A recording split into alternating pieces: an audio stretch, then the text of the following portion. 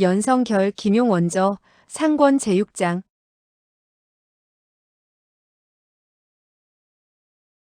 혈도노조. 저구는 사방에 점점 구경꾼이 많아지는 것을 보고 몸을 피하기가 더욱 어려워졌다는 것을 알았다.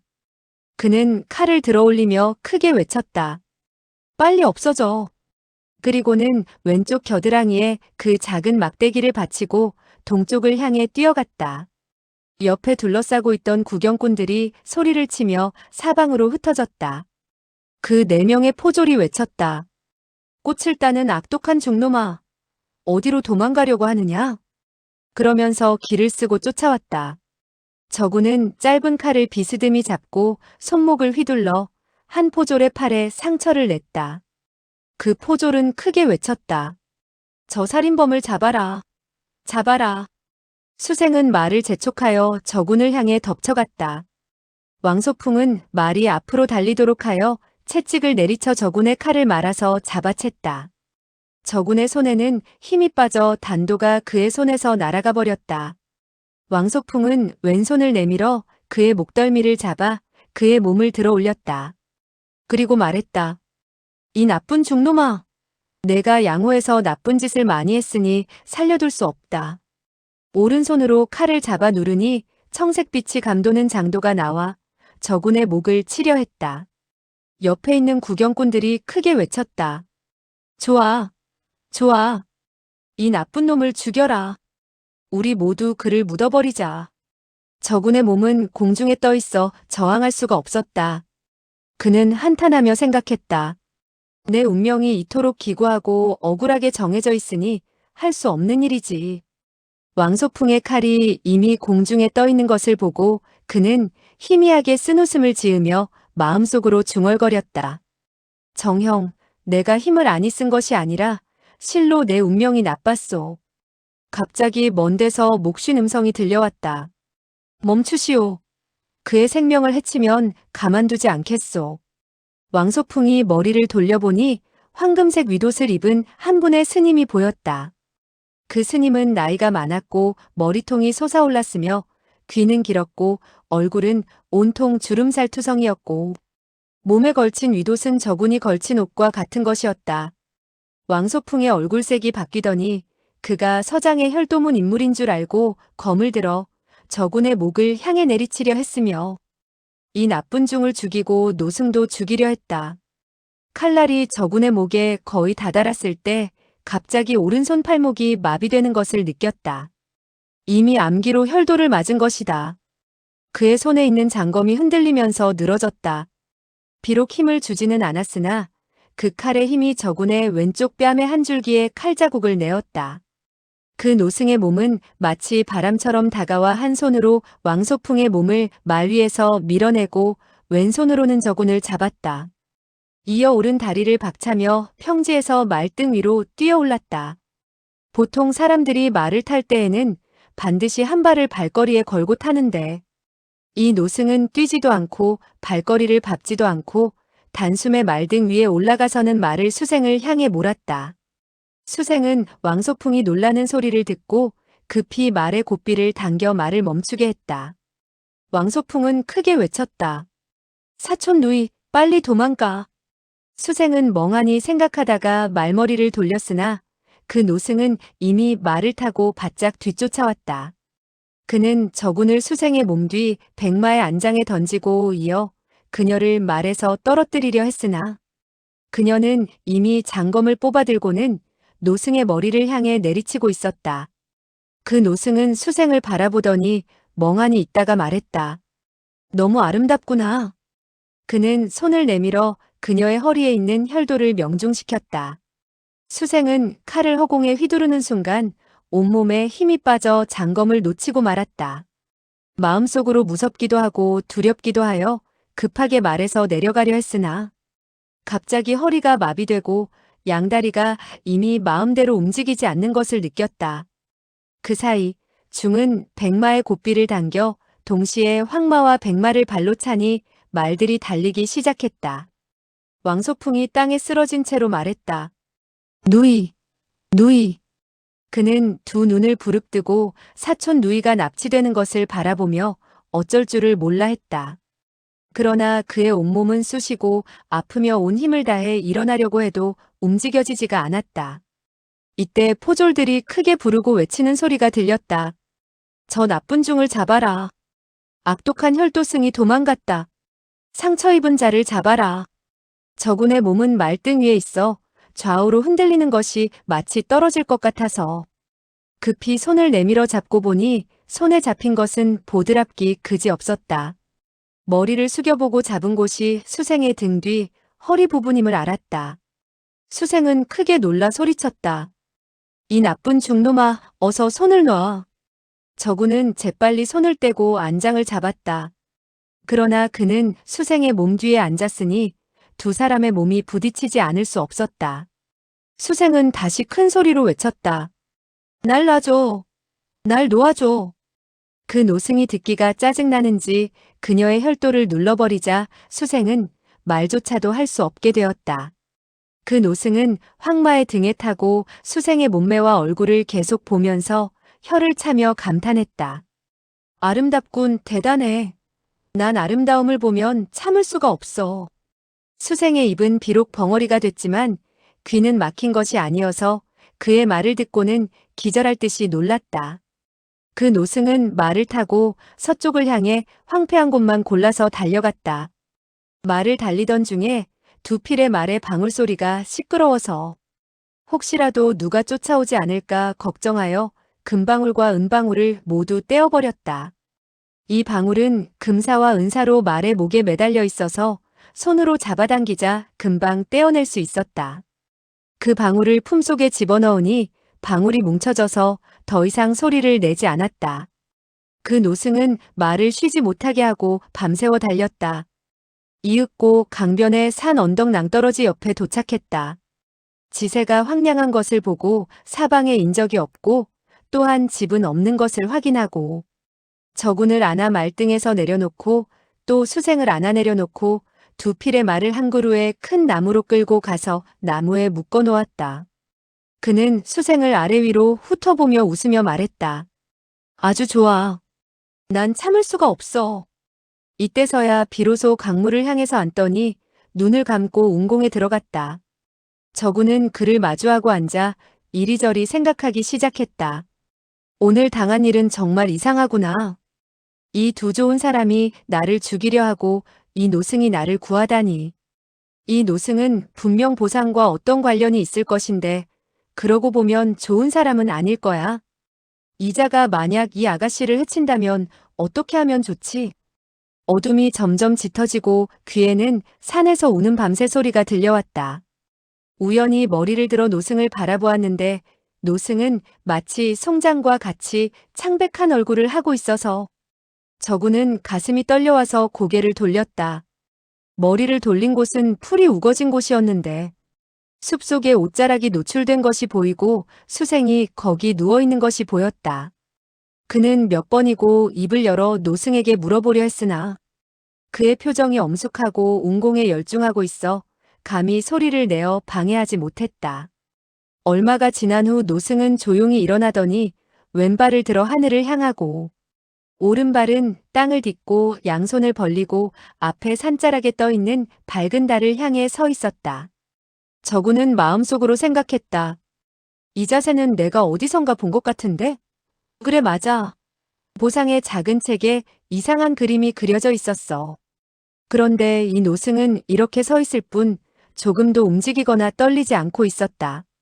조금 후에 노승은 한숨을 쉬더니 그 노승은 느닷없이 펄쩍 뛰고 몸을 돌려 내려앉더니 양손으로 땅을 짚고 머리를 땅에 대고 다시 양손을 좌우로 펼치고 다리는 하늘을 향해 곧게 세웠다.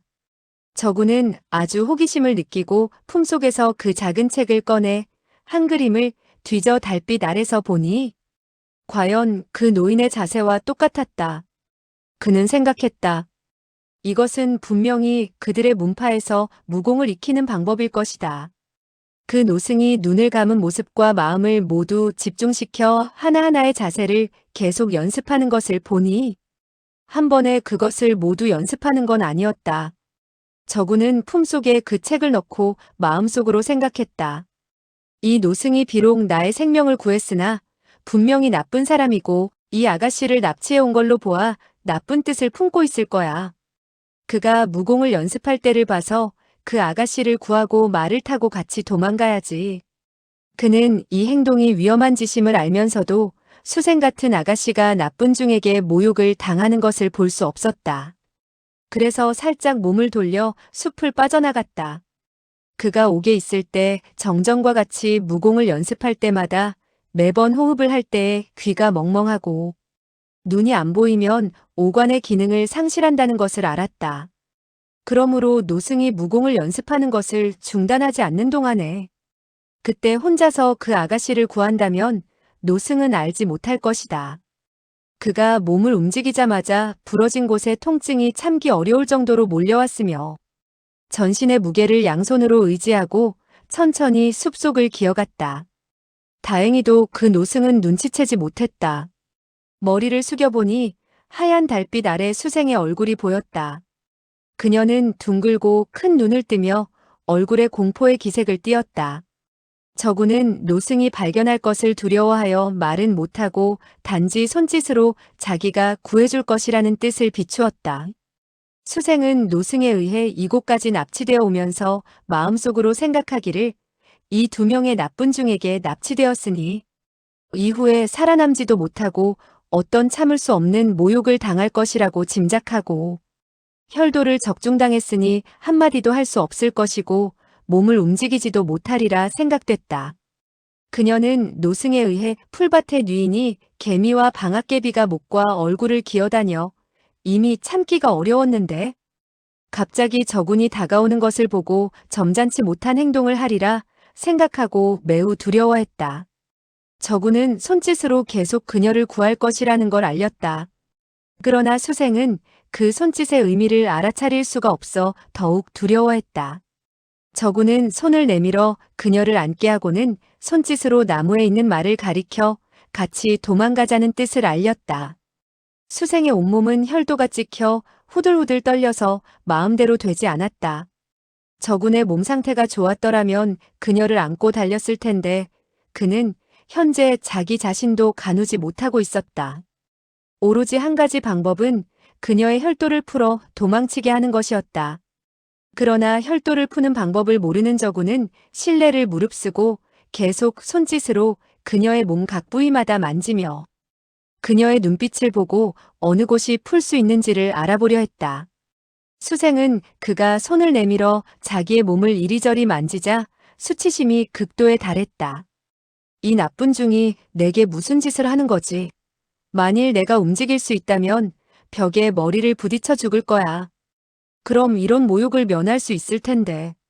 저구는 그녀의 얼굴빛을 보고 마음속으로 생각했다. 그녀도 어느 혈도가 막혔는지 모를 거야.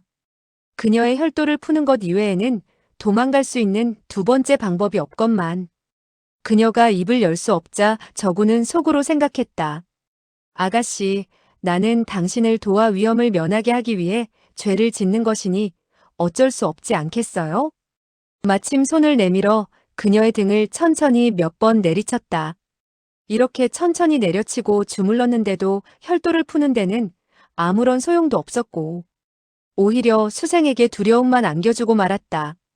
그의 오빠인 왕소풍은 어려서부터 그녀의 집에서 아버지에게 무술을 배웠고 그녀와는 장래를 약속한 사이였으며 사랑의 감정은 무르익었고 아버지는 일찌감치 말하기를 그녀와 그를 결혼시킬 것이라고 했다. 두 사람은 늘같이 강호를 다녔으나 한 번도 예의에 어긋나는 짓을 하지 않았고 손조차 잡지 않았는데 저군이 이렇게 마구 만지자 그녀는 눈물을 좔좔 흘렸다.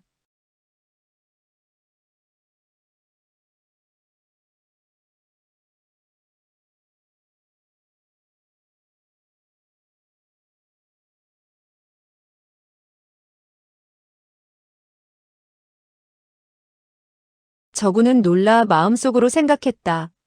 그녀가 왜 울고 있지? 내가 등을 눌러서 혈도가 많이 아파서 우는 것일까? 내가 그녀 허리에 혈도를 풀어봐야겠다. 그래서 손을 내밀어 그녀의 허리를 천천히 만졌다.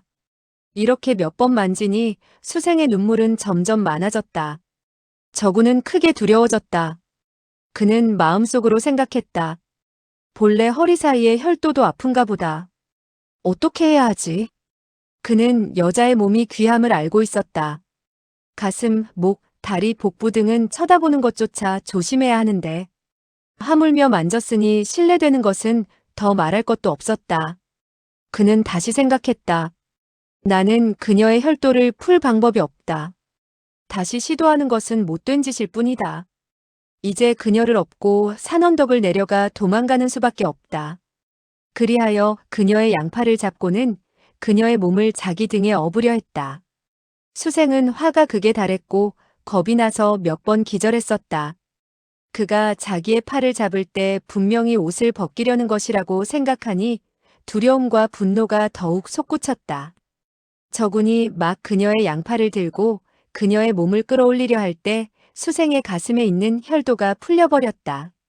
그러자 그녀는 큰 소리로 외쳤다. 나쁜 놈아, 빨리 나를 놔줘. 나를 건드리지 말고 빨리 놔줘. 이 소리가 갑자기 나오자 저군은 크게 당황하고 놀라 양손을 놓게 되어 그녀를 땅에 떨어뜨리고 자기도 또한 중심을 못 잡고 그녀의 위로 넘어졌다. 또한 수생이 그렇게 소리치자 노승이 눈을 뜨고 두 사람이 함께 엉켜있는 장면을 보더니 다가왔다. 수생은 크게 외쳤다. 나쁜 중아, 한 칼에 나를 죽여라. 나를 놔. 노승은 다가오더니 크게 웃으면서 말했다. 이 나쁜 자식, 뭐가 급해서 사조의 아가씨를 도둑질해 잡아먹으려 하느냐. 앞으로 몇 발자국 걸어나가서 한 손으로 저군의 멱살을 잡고 그를 들어올려 몇 발자국 간 뒤 그를 놓아주면서 말했다. 좋아, 좋아. 나는 너같이 대담하고 꽃을 좋아하는 소년을 좋아해. 내가 다리가 부러졌는데도 뜻밖의 고통을 두려워하지 않고 또한 여자를 생각하다니. 신통해, 신통해. 나의 비위에 맞는 놈이구나. 저구는 노승에게 오해를 받자 웃어야 할지 울어야 할지를 몰랐다. 그는 마음속으로 생각했다. 만약 내가 여기서 진상을 설명한다면 노승은 단칼에 나를 죽여버릴 것이다. 잠시 동안 이렇게 있는 것이 좋겠어.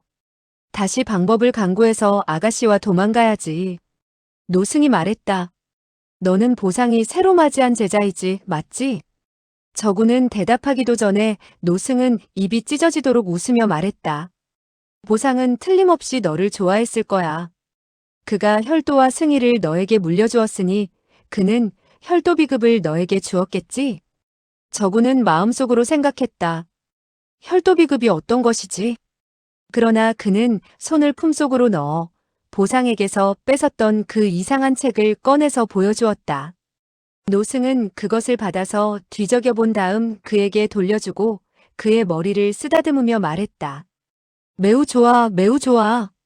저군은 대답했다. 저는 저군이라고 합니다. 그 노승은 말했다.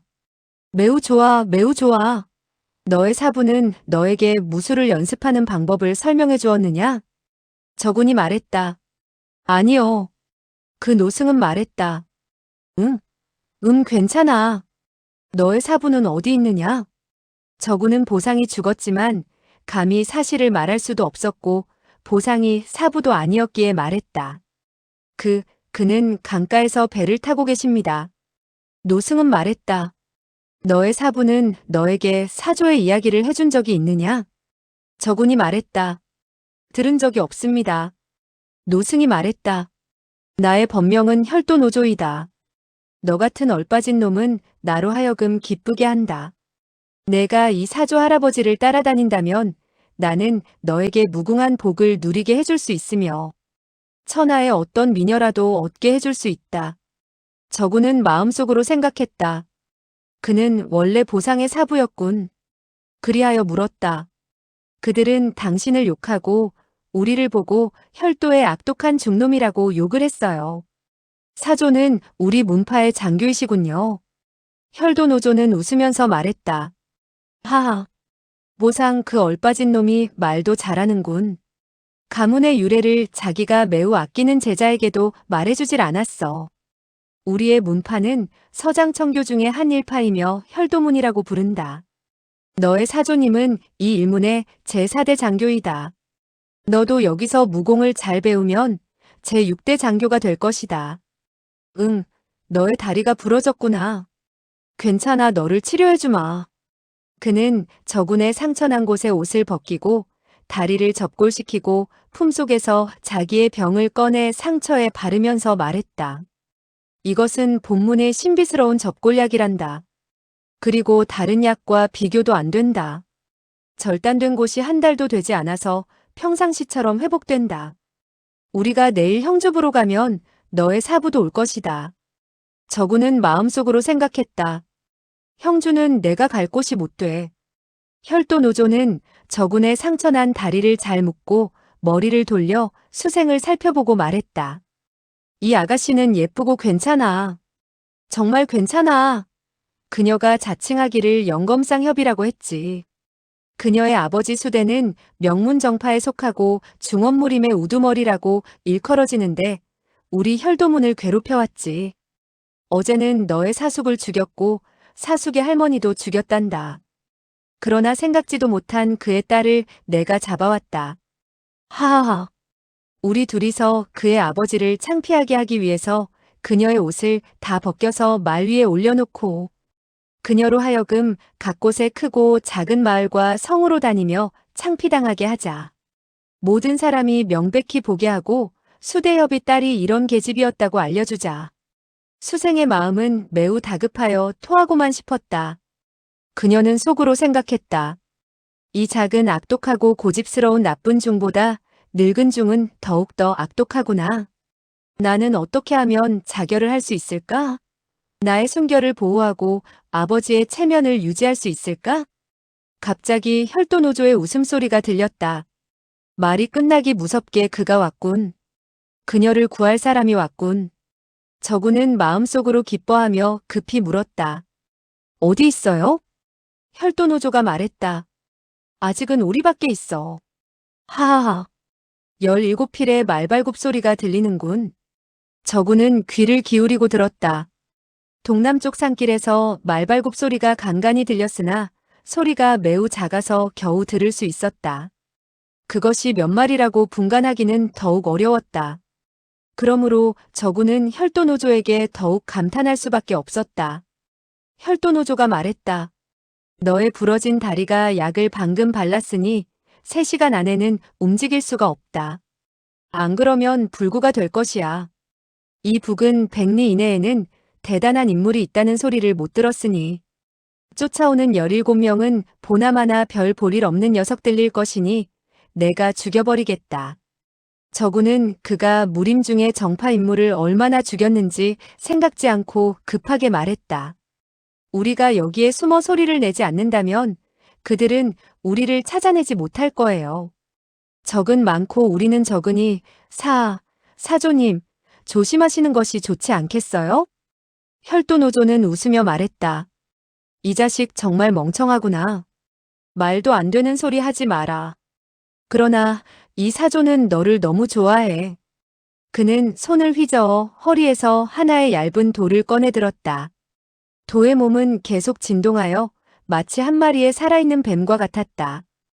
달빛 아래에서 이 도의 날은 암흑색으로 빛났으며 핏빛이 굉장히 번뜩여 매우 무시무시했다. 저구는 자신도 모르게 식은땀을 흘리며 말했다. 이것은 혈도입니까? 혈도노조가 말했다. 이 보도는 보름달이 떠오를 때마다 사람의 목을 베어 제사를 지내지 아니하면 칼날이 무뎌지고 주인은 불행해진다. 지금 달이 밝은 것을 보아라.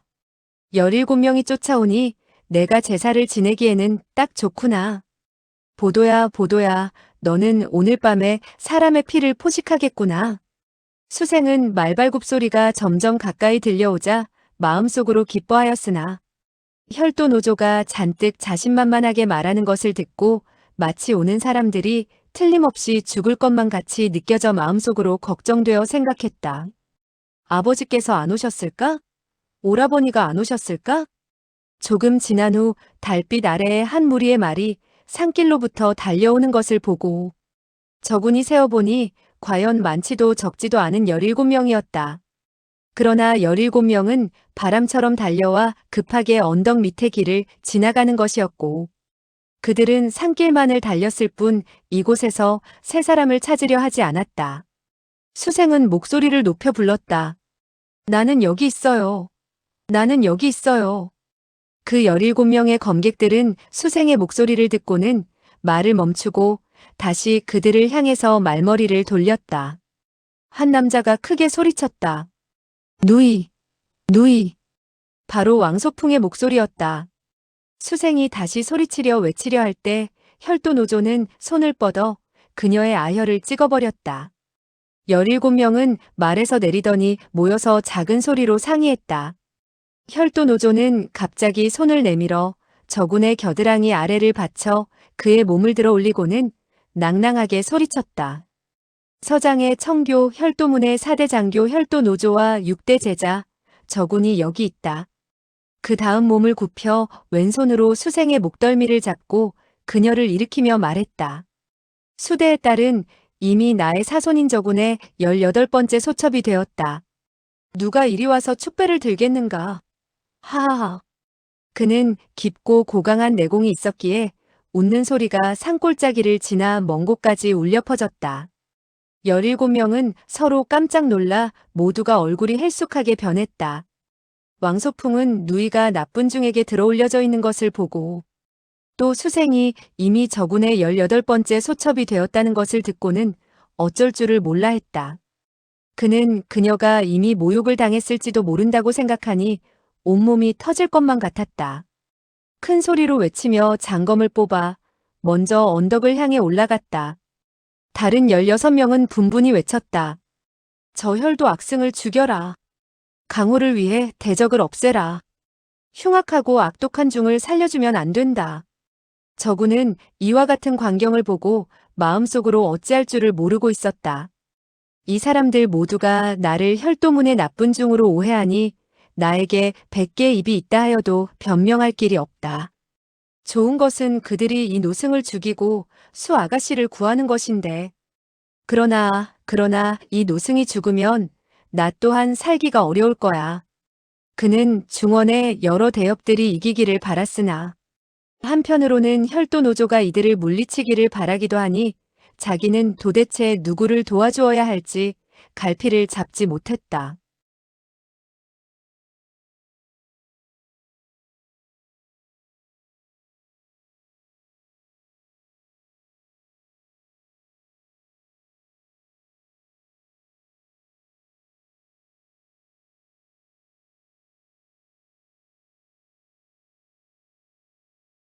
곁눈으로 혈도노조를 보니 그는 단지 미미한 냉소를 짓고 있을 뿐이었다. 그는 적이 많고 세력이 큰 것을 겁내지 않는 것 같았다. 더더구나 양손에 저군과 수생을 들고 입에 혈도를 물고 있는 그의 모습은 사람의 간담을 서늘하게 하기에 충분했다. 그는 무사들이 가까이 오자 저군과 수생을 내려놓고 천천히 혈도를 손에 쥐었다. 10여 장 밖에까지 온 왕소풍이 크게 소리쳤다. 누이, 누이. 무사하냐? 수생은 크게 외치고 싶었다. 오라버니, 오라버니. 그러나 그녀는 혈도노조에게 혈도를 찍혀 말을 할 수가 없었다. 그러나 왕소풍이 멀리서 뛰어오는 것을 보자 그녀의 마음속에는 무한한 기쁨과 걱정, 미련과 감사가 교차하고 있었다. 그녀는 지금 왕소풍의 가슴에 몸을 묻고 이 몇 시간 동안 당한 모욕과 고난을 호소하며 울고 싶었다. 왕소풍은 수생을 찾으러 두리번거리며 달려와 다른 무사들보다 몇 걸음 뒤처지게 되었다.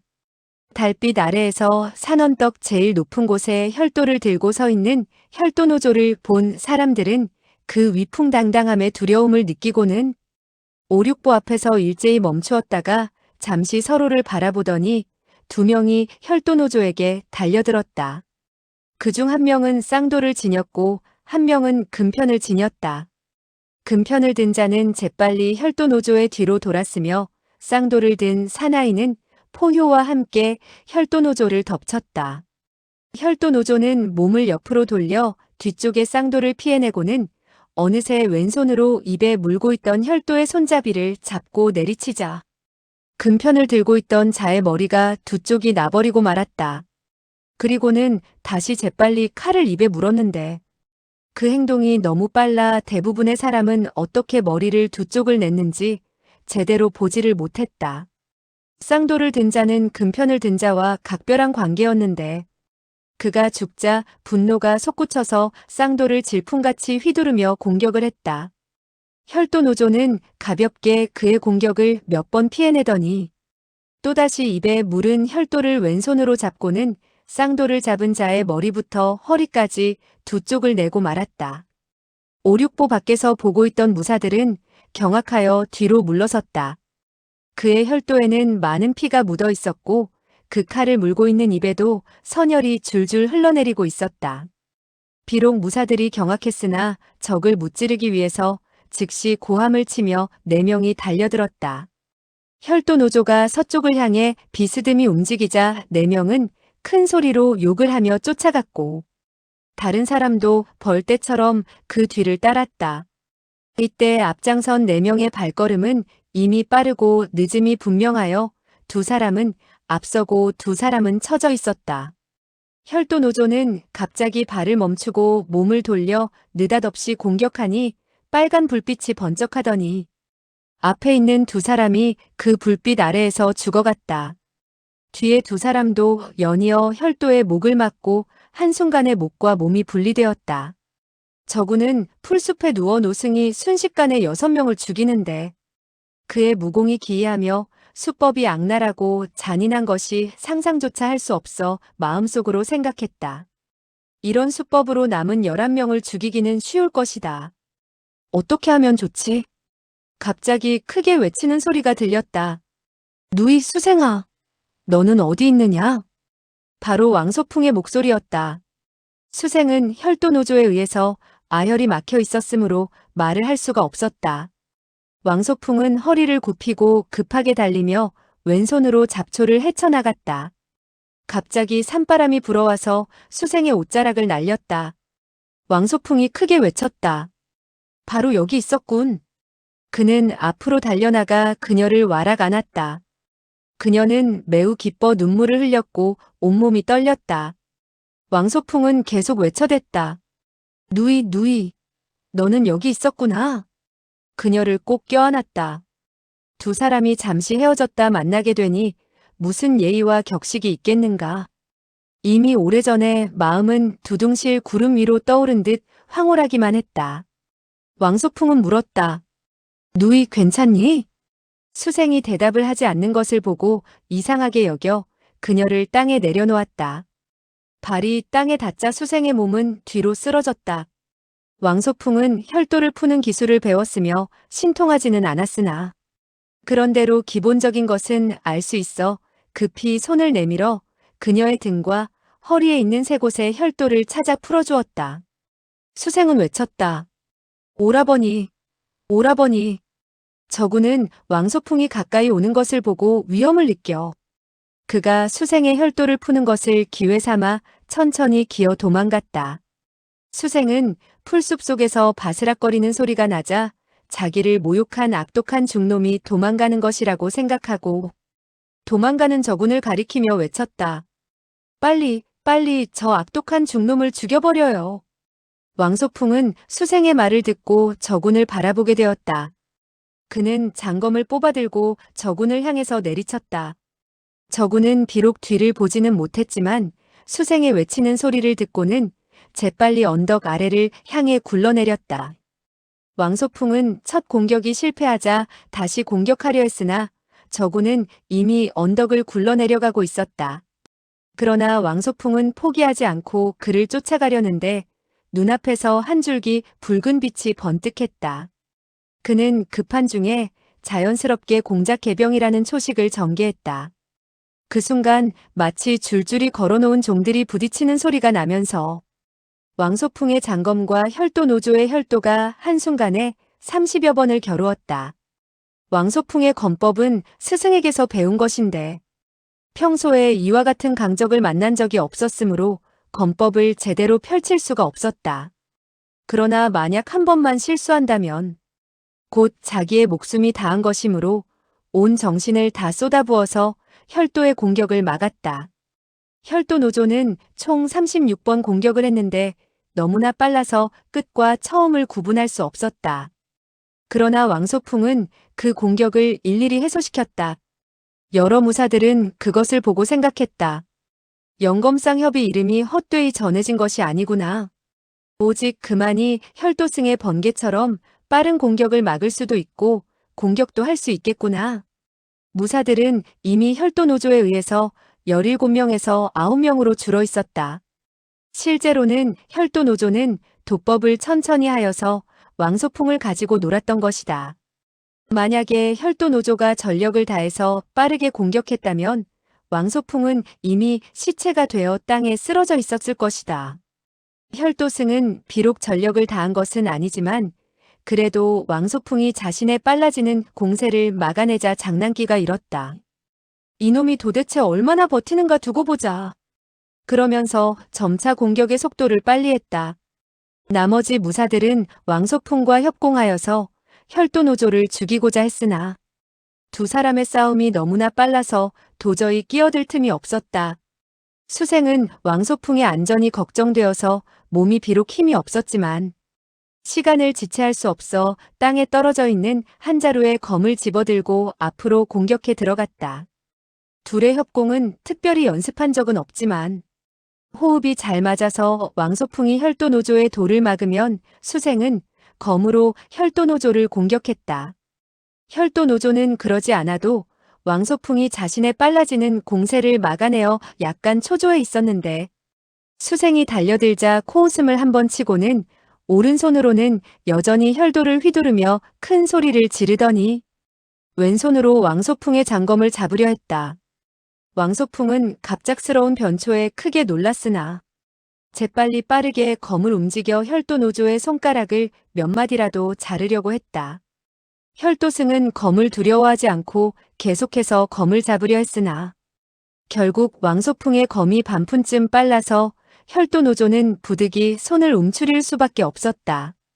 그 한 번의 실수는 수생에게 여유를 주어서 둘은 어느덧 혈도노조를 포위하고 공격을 하고 있었다. 그러나 혈도노조는 여전히 장난기를 지니고 영검상 협에게 공격의 기회를 일부러 주고 공격을 느리게 하며 싸우고 있었다. 여러 무사들 중에서 한 노인은 사태의 불리함을 보고 만약 오늘 영검상 협이 죽는다면 아무도 이곳을 살아서 나가지 못하리라 생각을 했다. 그래서 그 노인은 크게 외쳤다.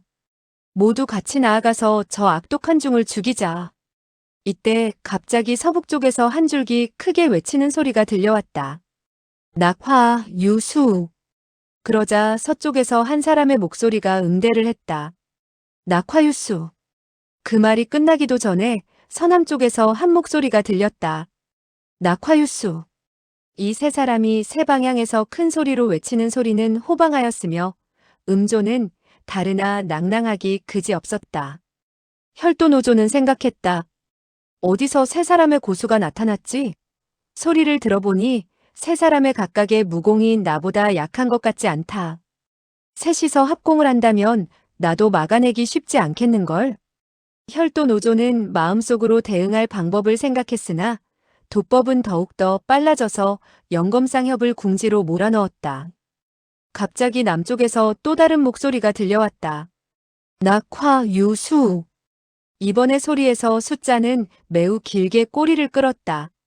그 소리는 양자강의 물결처럼 면면이 이어지면서 끊어지지를 않았는데 앞서 세 명보다 내공의 깊이가 훨씬 깊은 것 같았다. 수생이 그 목소리를 듣고 외쳤다. 아버지, 아버지. 빨리 오세요. 여러 무사 중 그 노인이 말했다. 강남사기가 도착했다. 낙화유수 강남사협이 왔어. 그는 크게 웃으면서 기뻐했지만 그 웃음소리가 가시기도 전에 혈도를 가슴에 적중당하고는 선혈을 뿜으며 쓰러졌다. 혈도노조는 수생의 외치는 소리를 듣고는 마지막에 외친 사람이 수생의 아버지라는 것을 알 수 있었다. 혈도노조는 생각했다. 일찍이 나의 제자 선용이 말하기를 중언무림 중에서 무공이 높은 것으로는 정전을 제외하고 낙화유수 남사기와 풍호울룡 북사괴가 있다고 하였다. 과연 오늘 들어보니 명성이 헛되지 않았구나. 그가 생각을 하고 있는 중에도 낙화유수라고 외치는 소리가 산을 뒤흔들었다. 사방으로 전해오는 함성을 혈도노조가 자세히 들어보니 네 사람이 있는 거리가 모두 다른 것을 알 수 있었다. 적은 모두 오리밖에 있었으나 여기에 있는 적을 하나씩 죽이자면 적들은 모두 도착할 것이라고 생각하고는 그때에는 몸을 피하기가 쉽지 않을 것이라고 생각했다. 그는 큰 소리로 외쳤다. 낙화유수야. 내가 너희들을 때려 부수겠다.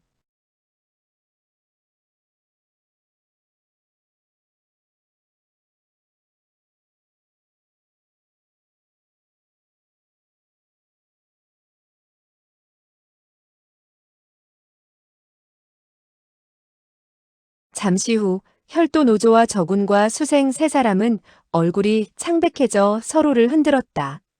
그리고 손가락을 튕기니 쨍 하는 소리와 함께 수생의 칼이 허공을 날았다. 혈도노조가 저군을 보고 외쳤다. 저군아, 탈마를 준비해라. 우리는 여기서 머무르면 안 되겠다.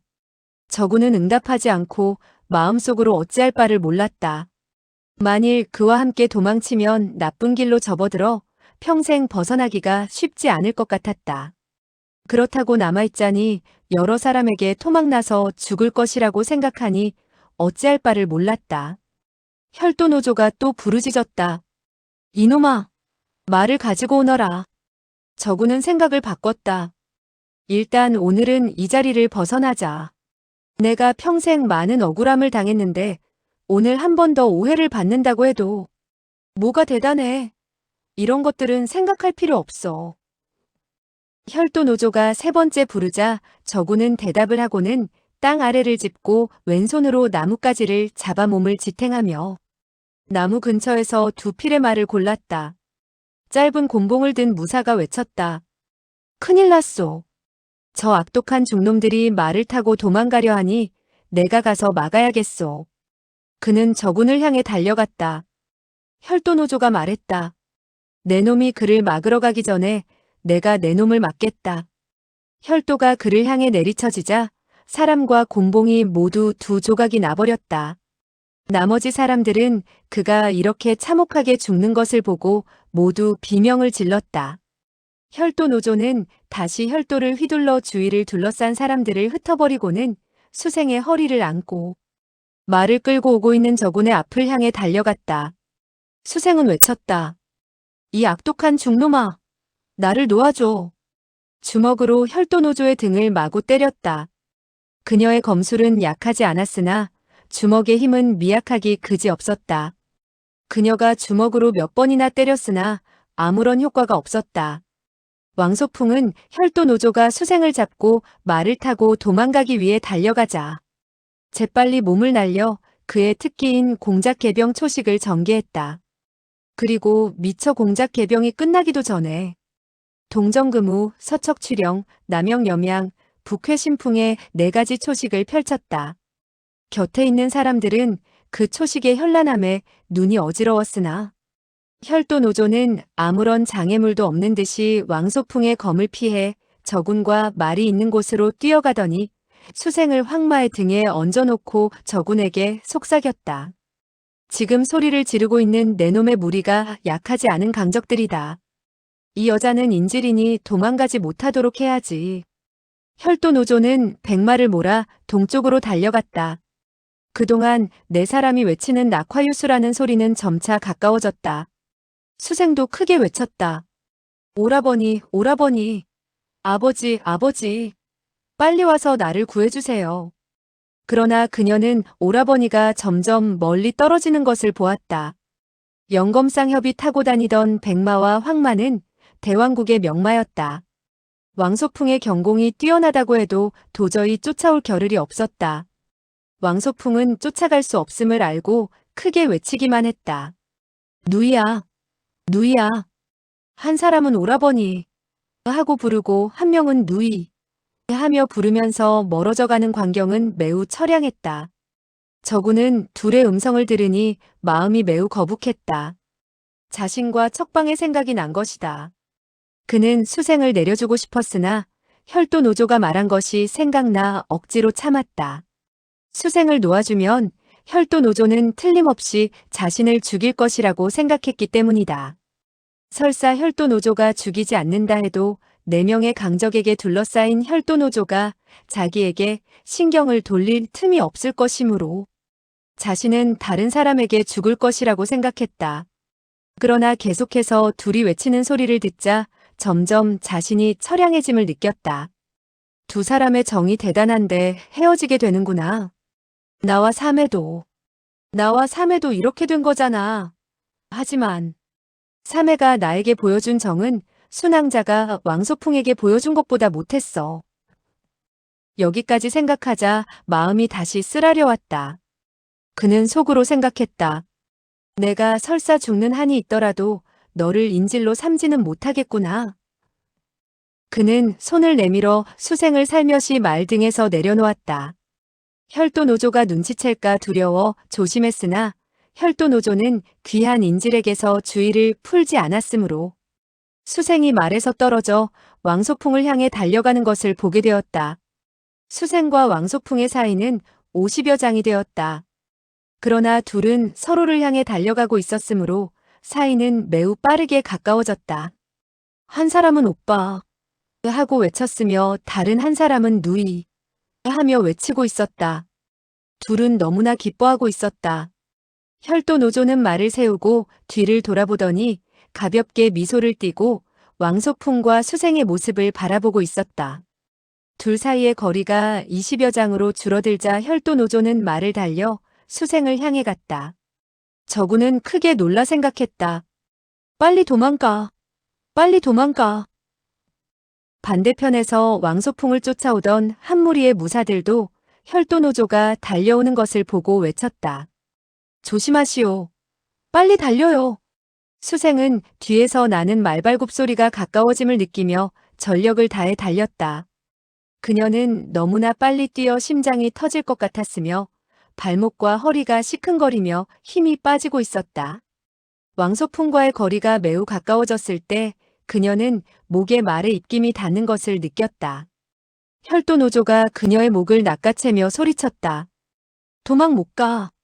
그녀는 막 손을 내밀어 왕소풍의 손을 잡으려던 참이었다. 그녀는 너무나 놀라 막 울음이 터져나오려 했다. 이때 아주 다정한 목소리가 들려왔다. 생아, 겁먹지 마라. 아버지가 구해주러 왔다. 수생은 아버지의 목소리가 들리자 너무나 기뻤다. 그녀는 어디서 힘이 났는지 갑자기 몸을 튕겨 앞으로 뛰어나갔다. 혈도 노조는 그녀를 완전히 잡지 못하고 있었는데 그녀가 갑자기 뛰쳐나가자 놓치고 말았다. 왕소풍은 결국 수생의 손을 잡을 수 있었다. 왕소풍은 오른손에 검을 들고 생각했다. 때마침 사부님이 도착하셨구나. 이제 저 악독한 중놈도 무섭지 않다.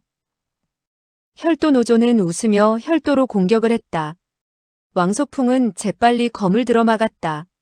순간 붉은 빛이 번쩍하면서 혈도가 왕소풍의 검날을 타고 아래로 내려와 그의 손가락을 베려했다. 왕소풍이 급히 검을 놓고 물러나지 않는다면 당장 손가락이 잘릴 판이었다. 왕소풍은 당황하지 않고 검을 혈도 노조를 향해 힘껏 던졌다. 혈도 노조는 왼손으로 날아오는 검을 막았으며 오른손으로 혈도를 휘둘러 왕소풍의 가슴을 찔러갔다. 왕소풍은 몸을 돌려 피하느라 수생의 손을 놓고 말았다. 혈도 노조는 왼손을 뻗어서 수생의 허리를 잡고 말 한 장에 얹어 놓았다. 그리고 멈추지 않고 뒤따라오던 무사들의 집단을 향해 돌진했다. 무사들은 그가 공격해오자 감히 맞서지 못하고 양쪽으로 갈라져 도망갔다. 혈도 노조는 그 모양을 보면서 크게 웃더니 한 남자의 머리를 잘라 죽이더니 말을 돌려 저군을 향해 달려왔다. 갑자기 왼쪽에서 하나의 검은 그림자가 나타나더니 검을 찔러왔다. 검에서 반사된 달빛에 혈도 노조는 눈이 시릴 정도였다. 한 개 한 개의 검화가 그의 가슴을 향해 날아왔다. 쨍! 하는 소리와 함께 검과 혈도가 부딪혔다. 혈도 노조는 그 순간 깜짝 놀랐다. 굉장한 내공이구나. 이때 오른쪽에서 또 하나의 검이 찔러왔다.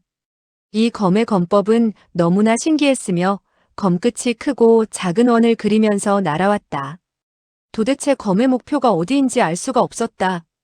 혈도 노조는 또 한 번 놀랐다. 태극검의 고수가 왔구나. 혈도 노조는 혈도로 재빨리 원을 그리며 검을 막았다. 도와 검이 몇 차례 만나며 불똥을 튀겼다. 상대방이 소리쳤다. 좋은 도법이다. 혈도 노조도 크게 외쳤다. 너의 검법도 대단하다. 왼쪽에 있던 사람이 소리쳤다.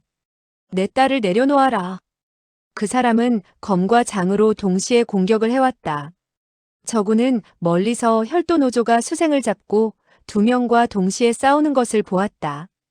왼쪽의 노인은 백발이 성성했는데 계속해서 내 딸을 내려놓아라 하고 외치는 것으로 보아 수생의 아버지인 수대인 것 같았다.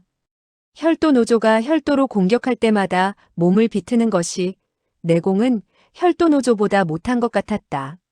이때 서쪽에서 두 사람이 급히 달려오는 것이 보였는데 발걸음이 날렵한 게 무공이 매우 높은 것으로 보였다. 저구는 생각했다. 저 두 사람이 도착하면 네 사람이 한꺼번에 혈도 노조를 공격할 텐데 그럼 혈도 노조도 꼼짝없이 죽을 것이다. 나도 어서 도망가는 것이 좋겠어. 그러나 그는 다시 생각했다. 아니다. 혈도 노조가 나를 구해주지 않았다면 나는 이미 왕소풍의 칼에 죽었을 것이다. 은혜를 저버리고 내 목숨만 생각하는 것은 너무 비겁한 짓이다. 갑자기 혈도 노조가 소리쳤다. 좋다. 내 딸을 돌려주겠다. 그러더니 팔을 벌리고 수생을 공중으로 던졌다. 수생의 몸은 수대의 위를 지나 저군에게 날아왔다. 옆에 있던 사람들은 놀라 소리를 질렀으며 수생도 공중에서 소리를 질렀다. 저군은 수생이 날아오자 팔에 힘을 주었다. 잘못하면 땅에 떨어져 두 명 모두 다칠 것이었기 때문이다. 저군은 간신히 받았다. 그러나 그 힘은 모두 말에게로 가해졌다. 혈도 노조는 수생을 던지기 전에 혈도를 찍었으므로 수생은 꼼짝도 할 수 없었다. 수생은 소리쳤다. 날 놓아줘. 혈도 노조는 수대에게 강력한 공격을 퍼부었으며 늙은 도사에게도 역시 강한 공격을 했다. 혈도 노조는 수비를 하지 않고 공격만 하자 늙은 도사와 수대는 잠시 주춤했다. 혈도 노조는 소리쳤다.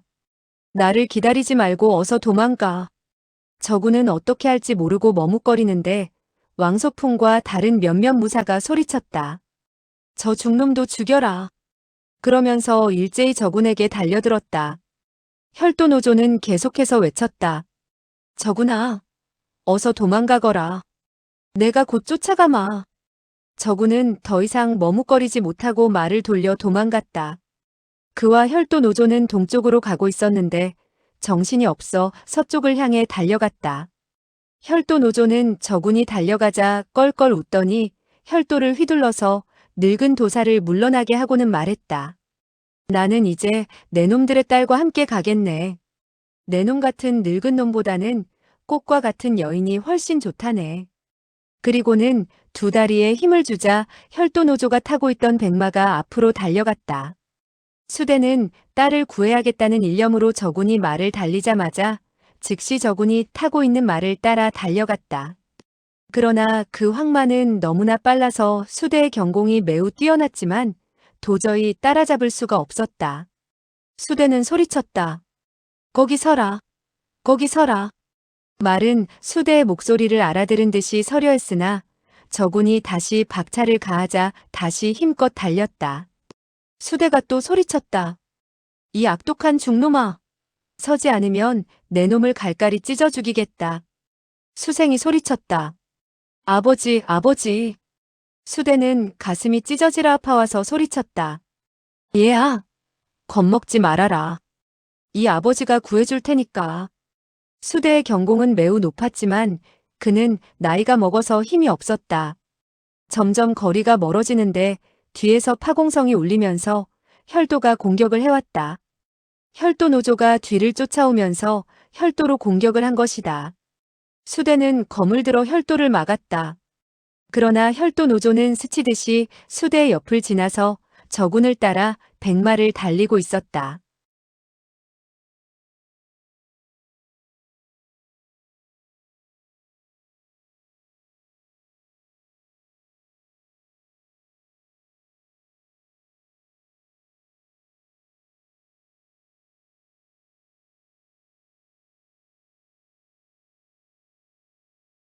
혈도 노조와 저군은 백마와 황마를 몰아 한참을 달렸다. 추격자가 한동안 따라잡지 못하리라 생각한 혈도 노조는 말을 쉬게 하기 위해 말을 세웠다. 그리고 혈도 노조는 저군에게 양심이 있어 위급한 상황에서도 먼저 도망치지 않았다고 칭찬을 해주었다. 저군은 쓴웃음을 지으면서 수생을 바라보았다.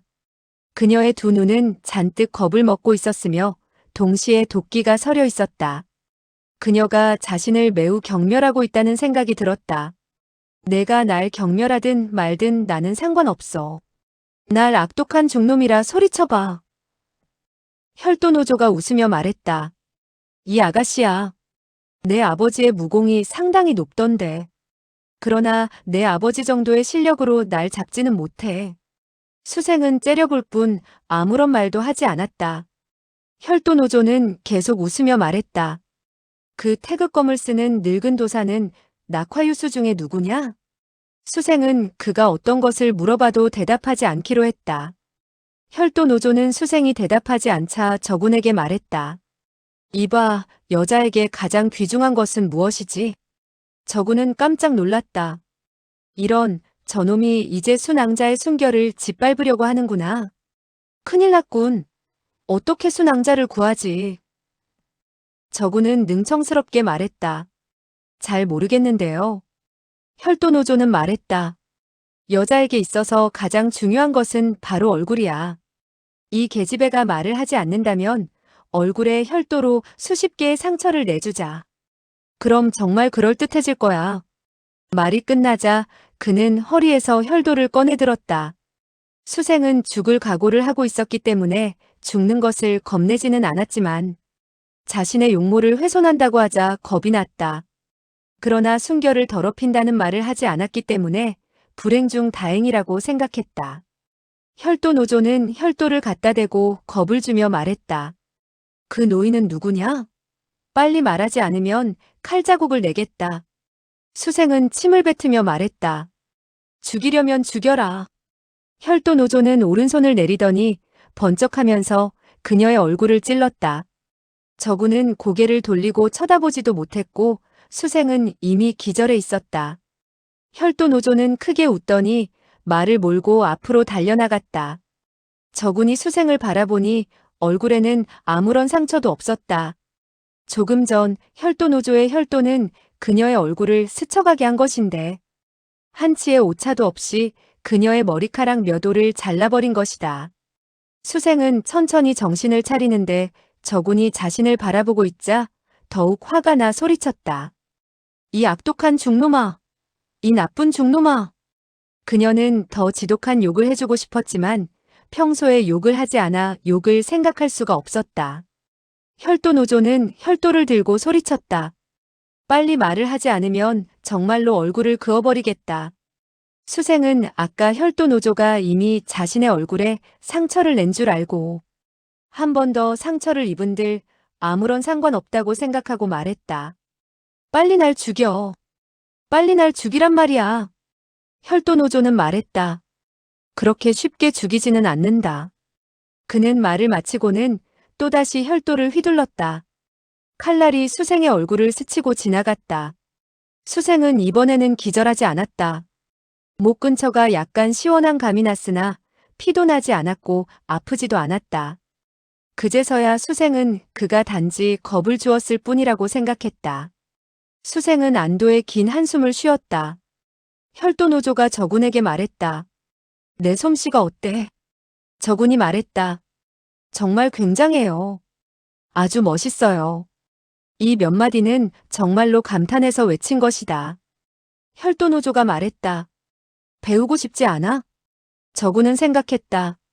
저 낭자의 순결을 지킬 수 있는 좋은 방법이 없었는데 정말 잘 됐다.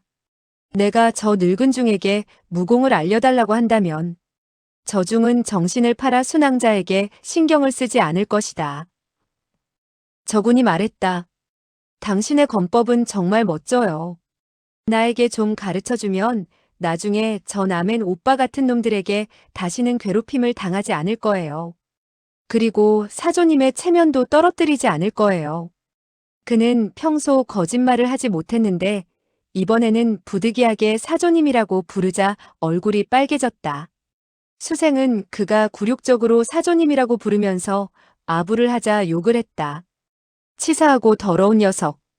혈도노조는 웃으면서 말했다. 내 혈도 무공은 하루아침에 이룰 수는 없다. 좋아. 내가 우선 비지초부의 도법을 가르쳐 주겠다. 도법을 배운 뒤 우선 100장의 종이를 쌓아놓고 도로 맨 위에 있는 종이를 첫 장을 자르되 두 번째 장을 건드리면 안 돼. 그리고 두 번째 종이를 자르고 세 번째를 자르고 이렇게 계속해서 100장을 자르는 것이다. 수생은 그 말을 듣다가 말했다. 거짓말. 혈도노조는 웃으면서 말했다. 믿지 못하겠다니 보여주지. 손을 내밀어서 수생의 머리를 한 올 뽑았다. 수생은 소리쳤다. 뭐 하는 거야? 혈도노조는 뽑은 머리카락을 수생의 코 위에다 올려놓았다. 수생은 코가 간지러워서 입으로 바람을 불어 떨어뜨리려 하는데 혈도노조가 소리쳤다. 움직이지 마. 그는 말의 머리를 돌려 10여 장 밖으로 가더니 말을 몰아 전속력으로 달려오면서 수생을 향해 혈도를 휘둘렀다. 수생은 붉은 빛이 번쩍이는 것을 보았고 코끝이 약간 차갑다고 느꼈다. 코끝에 자신의 머리카락이 보이지를 않았다. 저구는 소리치는 것이 들렸다. 정말 멋있어요. 정말 멋있어요. 혈도노조가 가까이 다가와서 혈도를 들어보이자 그 끝에 머리카락이 걸려 있었다. 혈도노조와 저구는 모두 대머리이므로 절대 다른 사람의 머리카락일 수가 없었다. 수생은 그의 실력을 보고 한편으로는 놀랬으며 한편으로는 감탄을 했다. 저 늙은 악독한 중놈의 무공이 매우 높구나. 만약 혈도가 나의 코보다 조금만 높았으면 머리카락은 저곳에 없을 거고 조금만 낮았으면 나의 코를 베었을 것이다. 저구는 혈도노조의 환심을 사기 위해서 아첨을 하려 했으나 평소에 하지 않았던 터라 단지 멋져요. 그런 무술은 처음 봤어요 하는 말밖에 하지 못했다. 수생은 자신이 직접 혈도노조의 무공을 보았으므로 저군의 소리가 빈말이라고는 생각되지 않았으나 그가 매우 비굴한 인간이라고 생각했다. 혈도노조는 다시 말을 달려 저군과 말머리를 같이 하며 말했다. 이 무공의 기초는 일단 두부 한 개를 놓고 한 칼 한 칼 두부를 자르는 것이다. 두부를 20조각으로 자르는데 하나의 크기도 달라서는 안 돼. 그것을 해내면 이 무술의 기초를 완성한 것이다. 저군이 말했다. 그것이 기초에 지나지 않아요? 혈도노조가 말했다. 당연하지. 그렇지 않고서 어떻게 달리는 말에서 코 위에 있는 머리카락을 자를 수 있겠느냐? 저군은 말했다. 사조님의 무공은 너무나 훌륭해요. 저는 평생 동안 사조님의 10분지 1만 성취해도 좋겠어요. 혈도노조는 그 말을 듣고 만족해서 크게 웃었다. 저군은 착실한 사람이라 아첨을 할 줄 몰라 처음에는 매우 어색했지만 자꾸 하다 보니 입에서 술술 나왔다. 수생은 그것을 보고 외쳤다. 비열한 놈. 혈도노조는 그 말을 듣고 한 번 더 크게 웃더니 말했다. 저구나. 내 놈의 재질도 괜찮은 편이니 열심히 연습하면 곧 배울 수 있을 거야. 어디 한번 해보자. 그러더니 다시 수생의 머리를 한 올 뽑아 코 위에 올려놓았다. 수생은 놀라며 입김을 불어 머리카락을 날려버렸다. 그리고는 소리쳤다. 저 작은 나쁜 중은 할 줄 모르는데 연습을 시키면 어떻게 해? 혈도노조가 말했다. 무공은 연습하지 않으면 영원히 못해. 한 번 실패하면 다시 연습하고 또 실패하면 계속 연습을 해야지. 그리고는 다시 머리카락을 뽑아 코 위에 올려놓고는 저군에게 혈도를 주고 말했다. 한번 해봐. 저군은 혈도를 받아들고 어찌할 줄을 몰라서 머뭇거리다가 수생을 바라보니 얼굴은 잔뜩 겁을 먹고 있었다. 저군은 생각해보니 자신은 틀림없이 수생의 코를 자를 것 같았다. 아니, 코만 자르는 것이 아니라 아예 그녀의 머리를 두 조각으로 잘라버릴 것 같았다. 수생은 자신을 위안했다. 지금 저 악독한 중놈에게 죽는 것이 나중에 모욕을 당하는 것보다 나을 것이다. 비록 생각은 그러했지만 정말로 죽는다고 생각하자 겁이 나기 시작했다. 저구는 그런 그녀를 바라보다가 한 가지 생각이 나서 혈도노조에게 말했다. 사조님, 칼을 쓸 때 손목은 어떻게 해야 되지요? 혈도노조가 말했다. 허리에 내공을 어깨로 흐르게 하고 손목에 힘은 뺀다.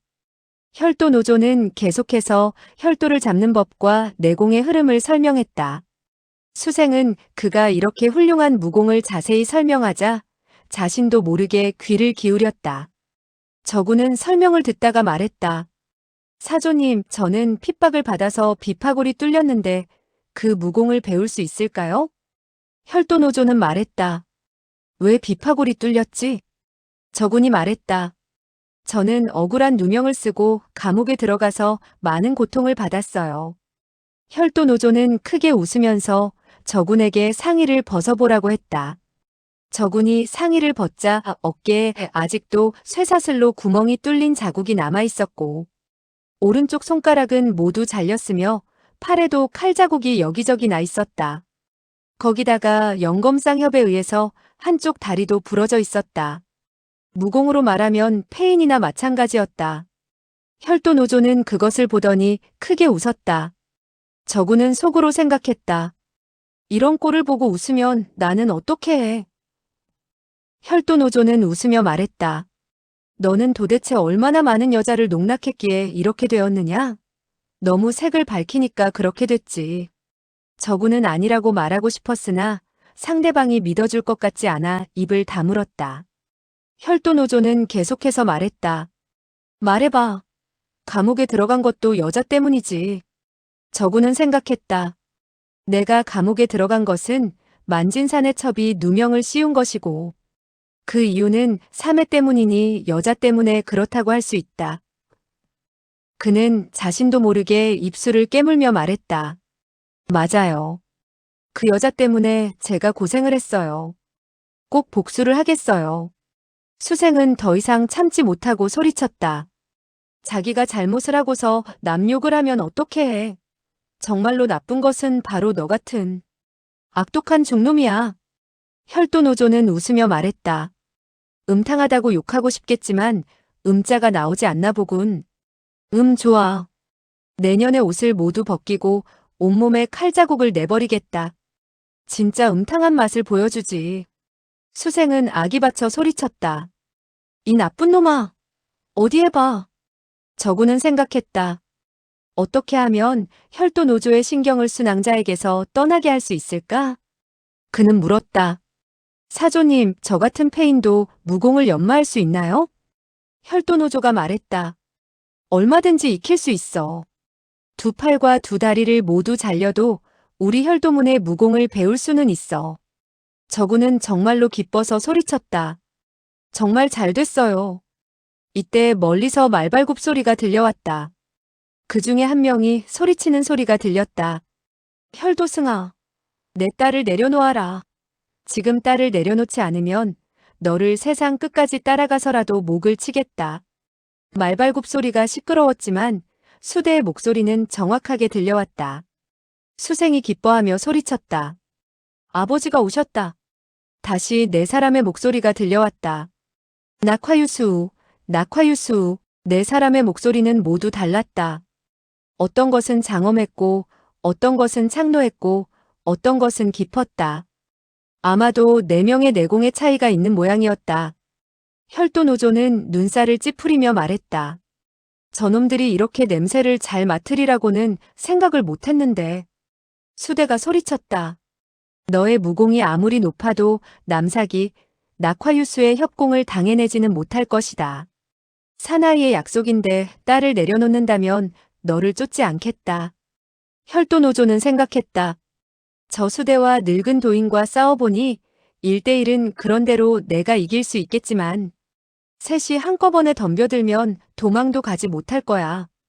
4명이 함께 공격하면 나는 지옥으로나 가겠지. 중원의 사람들은 신용이 없으니 내가 이 인질을 풀어주면 더욱 무섭게 공격할 것이다. 이 인질은 중요하니 놔줄 수가 없지. 그는 재빨리 말을 몰아 적군과 함께 앞을 향해 무섭게 달려갔다. 그러면서 뒤를 바라보면서 소리쳤다. 이봐수 늙은이. 혈도문의 2 스님이 모두 자네의 사위가 됐어. 4대 장교도 자네의 사위이고 6대 제자도 자네 사위야. 장인이 사위들을 쫓다니 정말 재미있군. 수대는 평생을 강호에서 살아왔지만 이런 모욕은 처음이었다. 수대는 혈도문의 중들이 살인, 방화, 약탈을 밥 먹듯이 하고 있으니 자기 딸을 충분히 강간할 수 있다고 생각하니 가슴이 터질 것 같았다. 설사 사실이 아니더라도 이미 수대의 체면은 갈기갈기 찢어진 셈이었다. 그는 더욱더 말을 세게 몰아 추격을 했다. 수대와 함께 혈도 노조와 적군을 쫓는 사람들은 남사기 이외에도 30여 명의 중원 고수들이었다. 혈도문은 많은 악행을 저질렀기에 중원의 무리민들과 원한 관계가 깊었다. 그들은 남사기가 혈도문의 사람을 쫓는다는 소문을 듣고 만약 2명의 혈도문 사람이 도망간다면 중원의 체면이 말이 아니라고 생각했기 때문에 이 추격에 참여한 것이다. 중원의 호걸들은 마을에 다다르면 말을 바꾸고 말 위에서 음식을 먹으면서 쫓았다. 혈도 노조도 마을에 들어가서 소식을 알아본 후에 즉시 떠났다. 잠은 길에서 잤으며 음식도 마을에서 먹지 않았다. 며칠 동안 중원의 호걸들이 계속해서 추격해오자 수생은 순결을 지킬 수 있었다.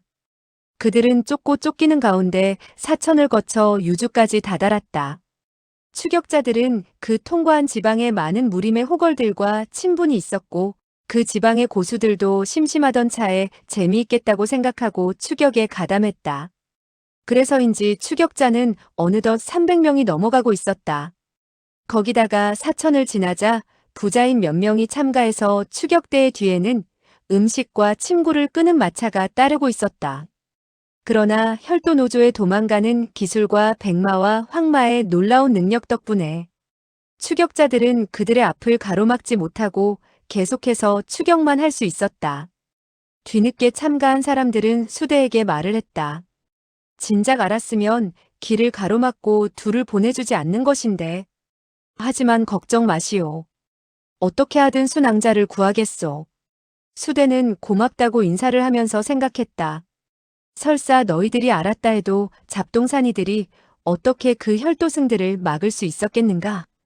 추격전은 어느덧 1달이 넘어가고 있었다.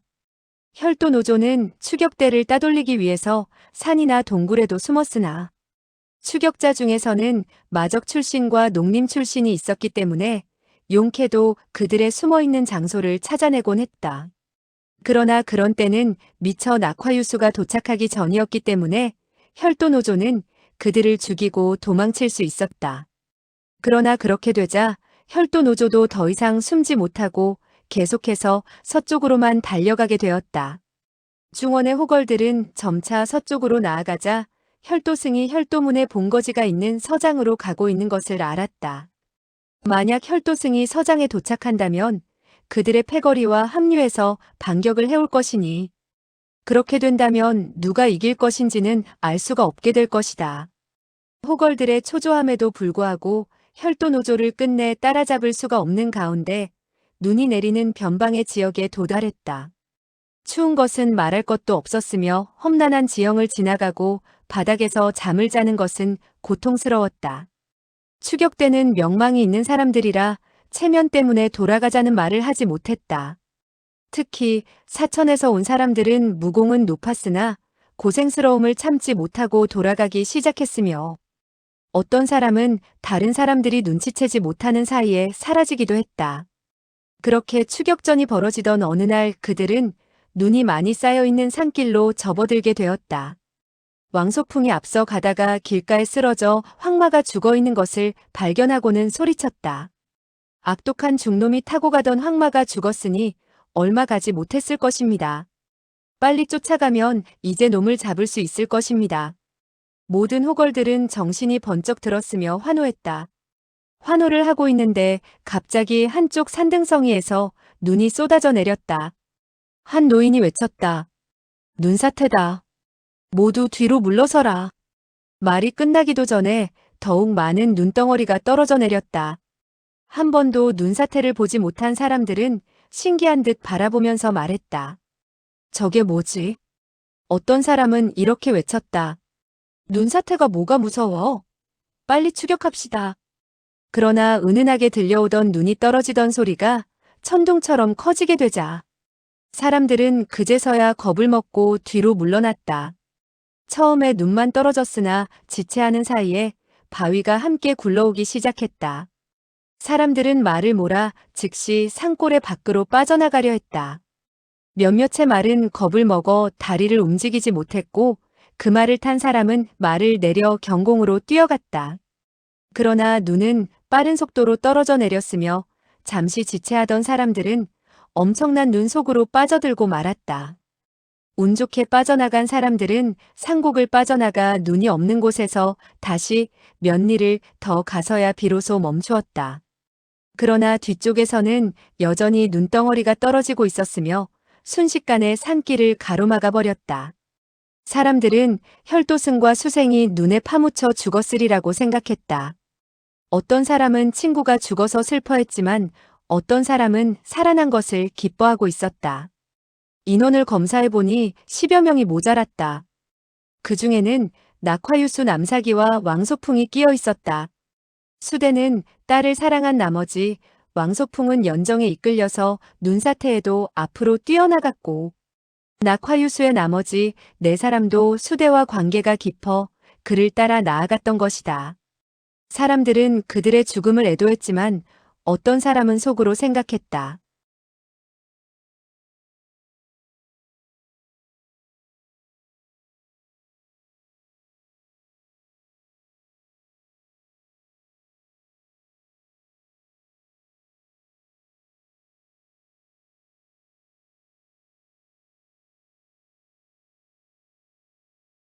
그동안 남사기와 영검쌍협은 너무 명성을 떨쳤어. 혈도노조는 저군과 수생을 데리고 도망치다가 황마가 죽었고 백마도 뒤뚱거리는 것이 곧 죽을 것 같자 생각했다. 나 혼자 도망치는 것은 어렵지 않지만 사손이 다리가 부러져 같이 가기가 힘들구나. 거기다가 저 계집애는 너무나 이뻐서 빼앗기기 싫은걸. 그는 여기까지 생각하자 수생을 한번 바라보고는 다가갔다. 수생은 그가 다가오자 외쳤다. 왜 그래? 혈도노조는 말했다. 너를 데려가지 않겠다. 알겠어? 저군이 소리쳤다. 사조님, 저기 쫓아와요.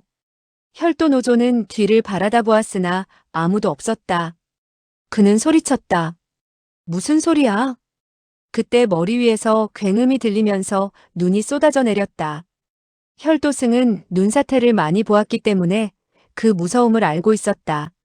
그는 소리쳤다. 빨리 도망가. 빨리 도망가. 그는 재빨리 사방을 살펴보니 남쪽의 산봉우리만이 안전한 것 같았다. 그는 백마를 타고 한 손으로는 저군을, 한 손으로는 수생을 잡았다. 백마도 위험을 느껴서 전력을 다해 달렸다. 그러나 역시 너무나 느렸다. 혈도노조는 말에서 뛰어내려 경공으로 달렸고 백마는 수생과 저군을 태우고 뒤뚱거리며 달렸다. 혈도노조는 달리면서 옆의 산만 바라보고 있었다. 만약 그 산에서도 눈이 쏟아져 내린다면 죽는 길밖에 없었기 때문이다. 잠시 후 혈도노조와 저군과 수생 3사람은 얼굴이 창백해져 서로를 바라보았다. 수생은 조금 전까지 2사람에게 모욕을 당할까 걱정을 했는데 이제 이런 위험을 마주치자 2사람에게 의지하는 마음이 생겨 이 남자 둘이 어떤 방법을 마련해 이 위험을 벗어나기를 바랐다. 남쪽의 산은 다행히 햇빛이 들어오지 않아 눈이 두껍게 쌓여 있어 눈사태는 나지 않을 것 같았다. 혈도노조는 숨이 가라앉자 몸을 일으켜 주변을 한 바퀴 돌았다. 그가 돌아왔을 때 그의 얼굴은 분노와 걱정의 기색을 띠고 있었다. 저군이 물었다. 사조님 어떻습니까? 혈도승은 화를 내며 말했다. 어떠냐고. 이렇게 된 것은 모두 내 놈이 한 짓이야. 저군은 다시 감히 묻지 못하고 입을 다물었다. 단지 사태가 매우 심각하다는 것을 눈치챘을 뿐이다. 그는 잠시 후 참지 못하고 다시 말했다. 사조님, 저기 입구를 막고 있습니까? 그러면 저를 상관하지 마시고 혼자 도망가십시오. 혈도노조는 일생 동안 많은 사람들과 어울렸으나 한 번도 진실로 대한 적은 없었다. 심지어 제자인 선용, 보상, 승채 등도 그의 앞에서는 그를 존경하는 듯 하지만 그가 없는 곳에서는 그를 속인다는 것을 알고 있었다. 이때 저군이 혼자 도망가라는 소리를 듣자 기뻐서 말했다. 내 놈의 양심은 대단하군. 저기 입구를 지키고 있지 않으면 눈이 가로막고 있을 거야. 높이가 몇십 장이나 되고 몇천 장이 눈밖에 없으니 이 눈이 녹기를 바라자면 봄이 되어야 할 텐데. 그동안 우리가 무엇을 먹고 있지?